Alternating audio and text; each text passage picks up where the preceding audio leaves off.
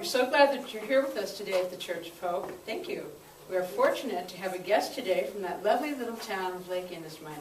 You all know where Lake Inasmuch is, don't you? It's not far from... That's right. Well, here he is, the sweetest little honey of a bear you're ever going to meet. Bartholomew Bear. Howdy, howdy, howdy. How y'all doing? I am so glad to be here with you today. Well, hi, Bart. How are you? Fine, just fine, fine. In fact, I am as fine as frog's hair on a May morning. That's how fine I am. Well, I hear that's pretty fine, Bart. No, it wasn't so fine last night, though. No, not so fine after I ate that whole jar of honey. After that, I just sat and groaned and said I didn't never want nothing else to eat again. Now, Bart. Oh, I know. And just about in the middle of a groan, old Bible Bill, you know that man just walks on water for me. Old Bible Bill said that maybe I ought to go to bed and think about honey and how much I really needed and how much I really, really wanted. Oh, so off to bed then? Yep, I could have slept 100 years. Yes, sir.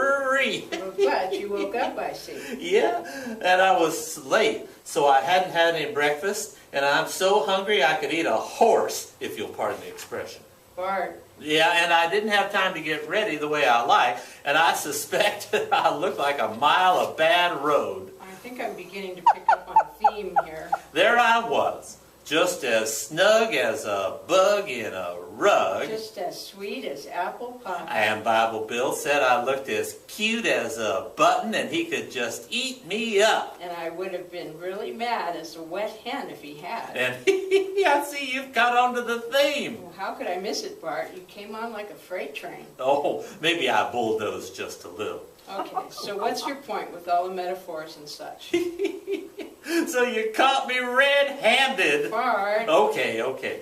I just wanted to make the point that we use metaphors and stories and picture language all the time, except when it comes to the Bible. And then all of a sudden, we get real serious and real literal. Well, maybe, but... And we've got to try to get away from that kind of thinking when it comes to Bible stories.